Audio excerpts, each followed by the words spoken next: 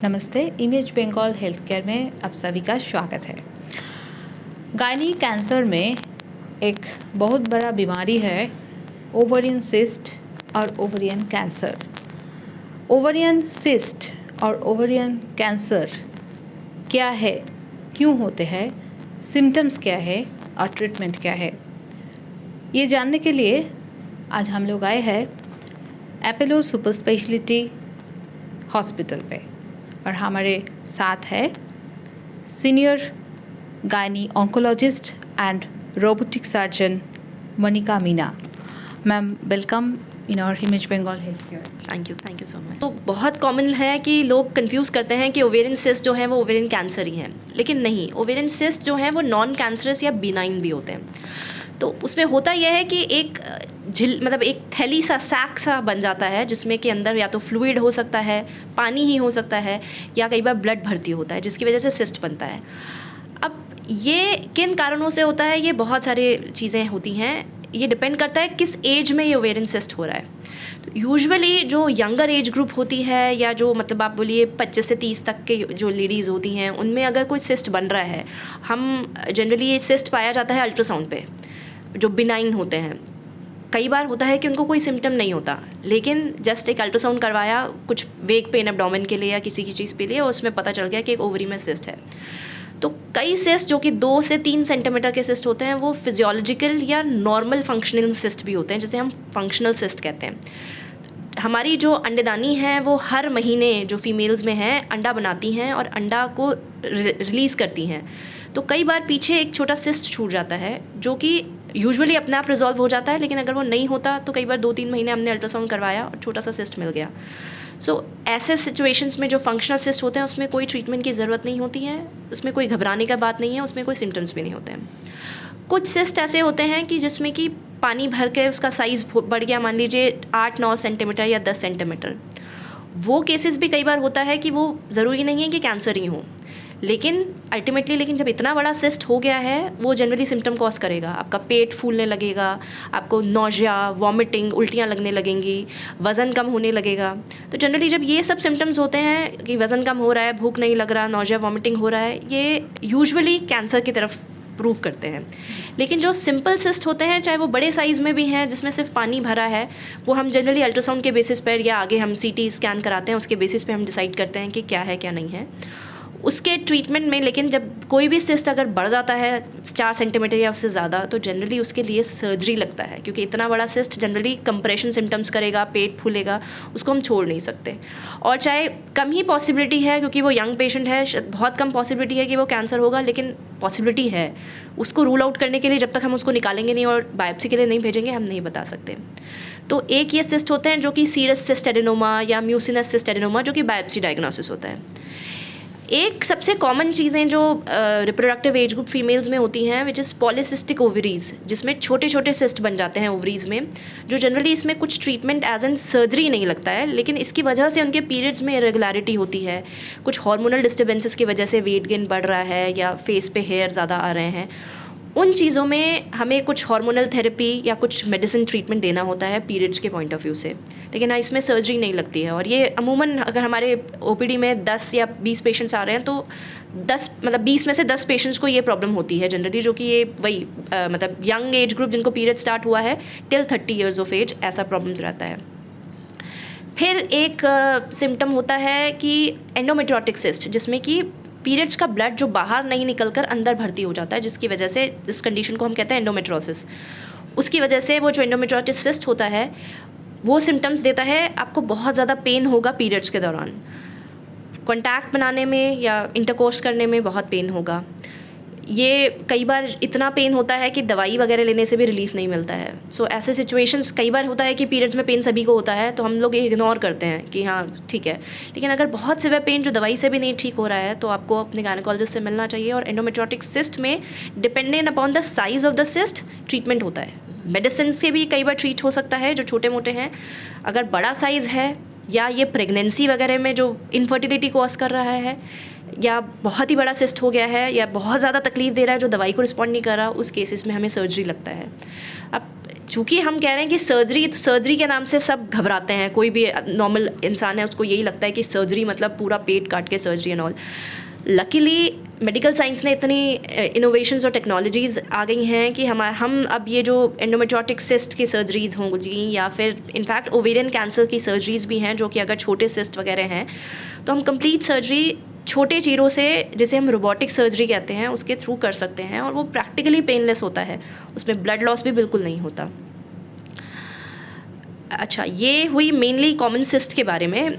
एक दो सिस्ट और होते हैं जैसे कि डर्मोइड सिस्ट वगैरह, जिसमें कि कुछ चेंजेस होते हैं, जैसे कि आपने सुना होगा कि बाल मिलता है, दांत का टुकड़ा मिलता है। वो सिस्ट जनरली कैंसर नहीं होते, लेकिन उन्हें निकालना होता है क्योंकि वो पेन करता है। कई बार वो घूम गया अपने एक्सेस पे, जिसकी वजह से पेशेंट को बहुत सिवियर पेन होगा। ओवरी भी कई बार नेक्रोज हो जाएगी, तो उस केसेस में हमें ट्रीटमेंट अर्जेंट लगता है। अब सिस्ट को छोड़ के जो हम बात कर रहे थे ओवेरियन कैंसर की, जो आप बोल रहे थे, तो कैंसर, अब अनफॉर्चुनेटली ओवेरियन कैंसर एक ऐसी सिचुएशन है जिसमें जनरली कोई सिम्टोमेटोलॉजी ज़्यादा नहीं होती है। ये जनरली इस स्टेज पे पाया जाता है कि मतलब सिम्टम्स उनके यही होंगे कि आपको वेट लॉस हो रहा है, नॉजिया है, वॉमिटिंग है, उल्टी की टेंडेंसी हो रही है, भूख नहीं लग रही है। वेग सिम्टम्स होंगे जिसमें आप सोच नहीं पाएंगे कि ये दिक्कत हो सकती है। और अल्टीमेटली जब आप अल्ट्रासाउंड करवाएंगे तो अल्ट्रासाउंड पे आपको एक मास मिलेगा, मतलब ओवरी का एक कोई सिस्ट मिलेगा या एक सॉलिड मास मिलेगा, जो कि कैंसर की पॉसिबिलिटी हो सकती है। उसके लिए आगे एवैल्यूएशन हम करते हैं, ब्लड टेस्ट, CT, MRI वगैरह, और उसके बेसिस पे आगे ट्रीटमेंट लगता है। जनरली अगर कैंसर हम सस्पेक्ट कर रहे हैं तो उसमें surgery is the main stay. Ma'am, pregnancy, महिलाओं के प्रेगनेंसी के लिए ये ओवरियन सिस्ट के साथ रिलेशन है कुछ? देखिए, प्रेगनेंसी जो कंडीशन होती है उस टाइम पर भी कई बार हमारी ओवरीज़ में कुछ सिस्ट बनते हैं, जो कि सिंपल हार्मोनल सिस्ट बनते हैं। उन केसेस में जनरली हम थीका ल्यूटिन सिस्ट कहते हैं। उनके लिए जनरली कोई ट्रीटमेंट नहीं लगता है, क्योंकि वो हार्मोन्स की वजह से बन रहा है और वो अपने आप सबसाइड हो जाएगा। लेकिन अगर वो बहुत ज़्यादा बढ़ रहे हैं, या कई बार इंसिडेंटल डायग्नोसिस होता है कि प्रेगनेंसी के साथ में ही कोई ओवेरियन सिस्ट हो रहा है, तो depending upon the symptoms, depending upon the size of the cyst, हमें ट्रीटमेंट करना पड़ता है। जनरली अगर कोई सिस्ट या ट्यूमर, ओवेरियन ट्यूमर या कुछ भी चीज़ है, प्रेगनेंसी एक बहुत हाई हार्मोनल स्टेट है, वो हार्मोन्स रिस्पॉन्सिव अगर सिस्ट है तो वो सिस्ट का साइज़ को बड़ा कर सकती है। तो उन सिचुएशंस में कई बार इमरजेंसी लगता है कि प्रेगनेंसी के साथ ही हमें उसको, जनरली जो सेकेंड ट्राइमेस्टर होता है, जनरली 20 से 22 हफ्ते के बीच में हमें कुछ सर्जरी करना पड़े। हर किसी में नहीं, लेकिन डिपेंड करता है सिम्टम्स पे, साइज़ पर, कितना तकलीफ है पेशेंट को, उस हिसाब से ज़रूरत पड़ सकता है। डिलीवरी तो उस टाइम पर नहीं होगी ऑब्वियसली। डिलीवरी तो हम उसको आगे, जनरली मैं आपको ये जो बता रही हूँ 20 से 22 हफ्ते, ये इसीलिए दिया जाता है कि इस टाइम पे chances of preterm labour कम हो जाता है। तो उस टाइम पे हमें दवाइयाँ भी देनी पड़ती है कि लेबर ना हो, और डिलीवरी हम चाहते हैं कि जितना टर्म तक पहुँच सके, पूरा टाइम तक ही हो पाए, तभी किया जाए। और एक बात है मैम, ये जो ओवरियन सिस्ट है, इनका ट्रीटमेंट आपने बोला क्या, एंडोमेट्रियोसिस और पॉलीसिस्टिक जो ओवरी जैसे जैसा है, लेकिन कौन कौन केस में कैंसर के चांस ज़्यादा रहता है? देखिए, नॉर्मली जो मैं आपको बता रही थी, फंक्शनल सिस्ट वगैरह ये अपना आप रिजॉल्व हो जाते हैं। अल्ट्रासाउंड पे पाया गया है जस्ट एक सिस्ट, वो उसके लिए कई बार ट्रीटमेंट भी नहीं लगता है। एंडोमेट्रियोसिस में अप्रॉक्सीमेटली 4 से 8% चांस होता है रिस्क आगे जाकर कैंसर बनने का। हालांकि ये बहुत कम रिस्क है, लेकिन है। तो इसलिए, और एंडोमेट्रियोसिस जनरली जो सर्जरी भी होता है ना, वो कैंसर सर्जरी से भी बहुत जटिल होता है, क्योंकि वहाँ पे ब्लड भर्ती होता है, जिसकी वजह से सब कुछ, आंतड़ी, पेशाब की थैली, सब आपस में चिपक जाता है। तो वो एक कैंसर सर्जरी से भी जटिल ऑपरेशन होता है। लेकिन हाँ, कुछ सिचुएशंस में हमें, जैसे कि पेशेंट अगर प्रेगनेंसी लेने की कोशिश कर रहा है तो एंडोमेट्रियोसिस की वजह से प्रेगनेंसी संभव नहीं होती, कई बार उन केसेस में हमें सर्जरी करनी पड़ती है। तो हम सिर्फ सिस्ट निकाल कर आते हैं, कई बार ट्यूब्स का कुछ रिकन्स्ट्रक्शन करते हैं, उन केसेस में सर्जरी का दरकार होता है। आजकल दिन में ये सिस्ट का प्रॉब्लम ज़्यादा बढ़ जा रहा है, इसका कारण क्या है?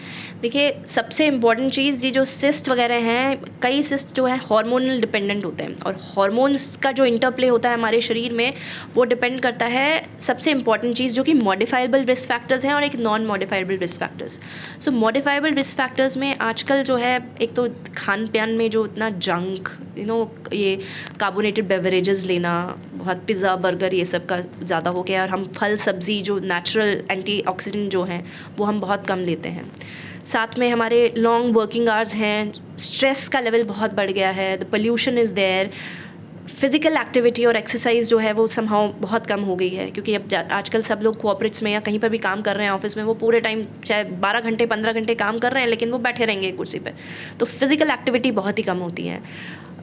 प्लस स्ट्रेस ऑफ कोर्स, उनका डायनल रिदम बहुत बिगड़ जाता है कि कई बार नाइट ड्यूटी हो रहा है, कई बार कब सो रहे हैं कब उठ रहे हैं, कोई खाने पीने का टाइम नहीं, कुछ नहीं। लाइफस्टाइल बहुत ज़्यादा फ़र्क डालती है, तो इसकी वजह से ये एक बहुत मेजर इंपॉर्टेंट चीज़ है जिसमें कि फ़िज़िकल इनएक्टिविटी, लाइफस्टाइल, खान पान का जो तरीका है, और stress, long working hours, इनएडिक्वेट sleep, जो कि मॉडिफाइबल हैं, जिन पे हम काम करें तो शायद चांसेस जो सिस्ट बनते हैं उनके चांसेस कम हो जाएंगे। ये अल्टीमेटली हार्मोनल इम्बैलेंस भी करते हैं, जैसे कि आप बैठे हैं तो ओबेसिटी हो रहा है, मोटापा बढ़ रहा है, तो जो फैट है वो एक अनवांटेड मेल हार्मोन्स को ज़्यादा बढ़ा देगा, जिसकी वजह से आपको सिम्टम्स, जैसे पीसीओडी का तो सबसे कॉमन है, तो पीसीओडी वाले मरीजों में तो हम कई बार ये कहते हैं कि अगर ज़्यादा सिम्टम नहीं है तो आप एक्सरसाइज कीजिए, वज़न कम कीजिए, आपको शायद उसी के आराम मिल जाएगा, आपके पीरियड्स रेगुलर हो जाएंगे, and they it work wonder. तो ये एक रिस्क फैक्टर्स ऐसे हैं जो कि हम काम कर सकते हैं कुछ।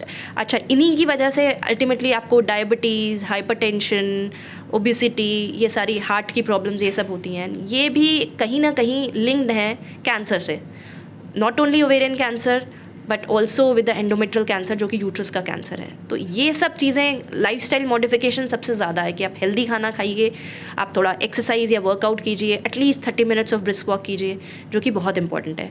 कुछ फैक्टर होते हैं जैसे कि फैमिली हिस्ट्री हुई, जिसमें हमारा हाथ नहीं है, हम कुछ नहीं कर सकते, लेकिन ये हैं जिससे देखा गया है कि जिनको फैमिली में मम्मी को या मौसी को या बहन को है तो उनको ज़्यादा चांसेस होंगे कि उनको भी होने, मतलब ओवरी का कुछ भी सिस्ट या कैंसर होने के चांसेस थोड़े से ज़्यादा होंगे। कुछ स्पेसिफिक म्यूटेशंस हैं जो मैं उसमें नहीं जाऊँगी, जीन्स वाला, उसकी वजह से भी चांसेस बढ़ जाते हैं। सो ये ऐसे रिस्क फैक्टर्स हैं जिसमें हमारा बस नहीं चल सकता, लेकिन हमारा बस चल सकता है, हम लोग इन मेडिकल कंडीशन को अवॉइड कर सकते हैं, जैसे डायबिटीज़, हाइपरटेंशन, अगर हम अपनी हेल्दी लाइफस्टाइल बने, तो दैट इज़ वेरी इंपॉर्टेंट।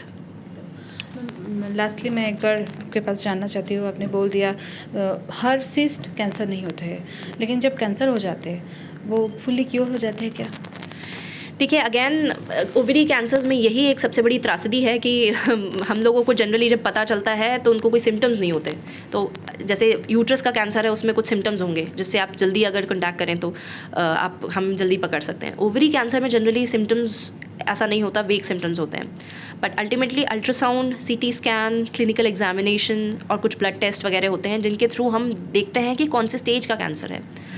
आजकल मेडिकल साइंस इतना इनोवेशन और इतना टेक्नोलॉजीज़ बढ़ गया है कि सर्जरी के माध्यम से अगर मान लीजिए कैंसर फैल गया है, it has spread to maybe lungs या कहीं पर, तो हम कुछ कीमोथेरेपी जो दवाइयाँ होती हैं उसके थ्रू, या कुछ केसेस में हम लोग सर्जरी जो डीबल्किंग करने के थ्रू हम पेशेंट को क्योर प्रोवाइड कर सकते हैं। लेकिन हाँ, that depends upon what stage we are dealing with, किस स्टेज का कैंसर हम देख रहे हैं। अगर बहुत एडवांस स्टेज का कैंसर होगा तो उसमें हम खींच कर उनको पेलिएशन देकर या कुछ सिम्टोमेटिक ट्रीटमेंट देकर उनका थोड़ा सा बढ़ा सकते हैं, उनकी लॉन्गेटिविटी बढ़ा सकते हैं, लेकिन हाँ, वो कम्प्लीटली क्योर नहीं होगा अगर वो स्टेज 3 या 4 पे पहुंच गया है।